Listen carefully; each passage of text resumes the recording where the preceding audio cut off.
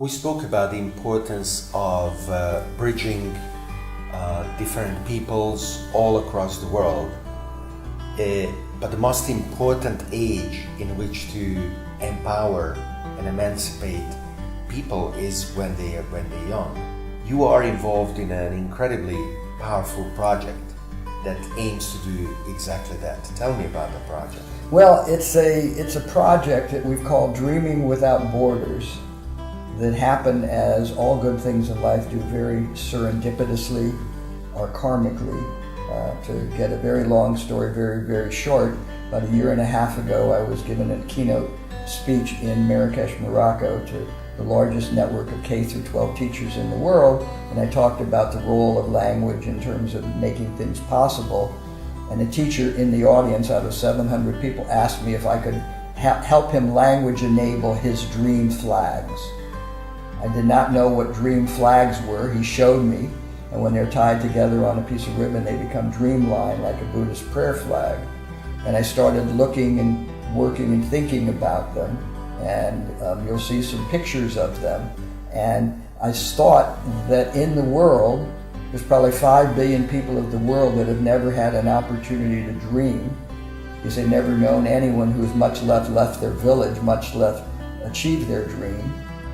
And I just thought that this is a story, with the world being the way it is, if we could do something to help children around the world dream, because Jeffrey Harlan, who created this dream flag concept, in 14 years while a full-time teacher, had 130,000 flags from 30 countries made.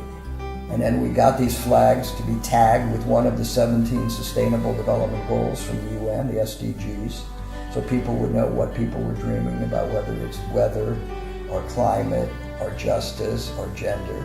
And we have all of them identified with an RFC and an RFID chip, so that they could be tagged with a smartphone. And then we started having the students read their dreams in their native language, and then using Dotsub translating them.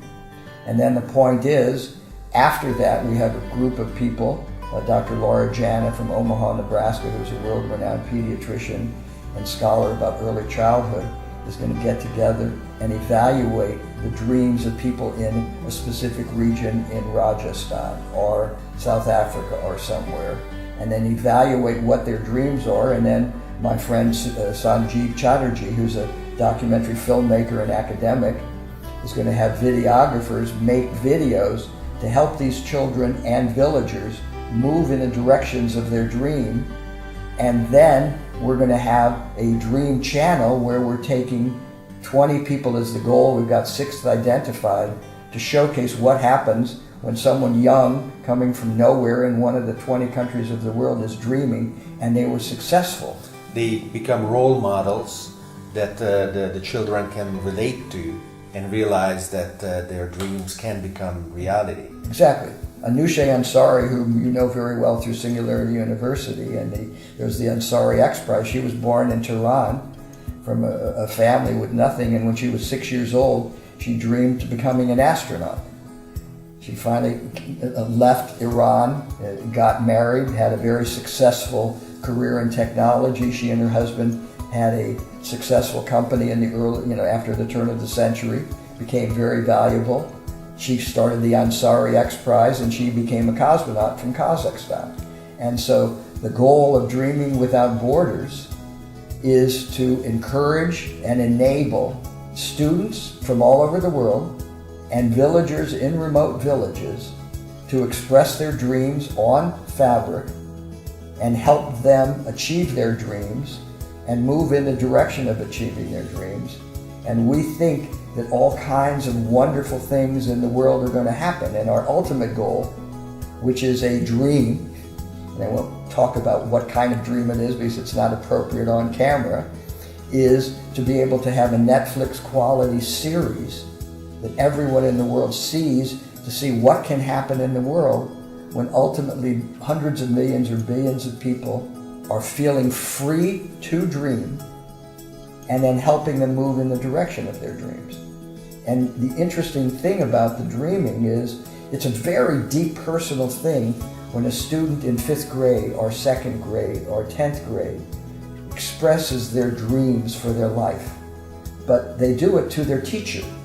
There's a lot of confidence and trust built up with the student and the teacher. So this is all done between a student and a teacher. In the same way in a rural village, it would be between a villager and the village leader or the village chief, because you can't go to a perfect stranger and have them express their dreams. And so this concept that originally was created at a private girls' school in Philadelphia, hopefully is going to become a very major global media company that is going to have sponsorship from large companies that want their brands to identify with people in their country or in their market who are achieving their dreams, because the SDGs, the Sustainable Development Goals, is such a very large project that a consulting firm in the UK has estimated that between now and 2030, 12 years from now, there will be 12 trillion with a T dollars spent by governments and corporations supporting the SDGs. If you divide that by 12 months a year, that's $80 billion a month.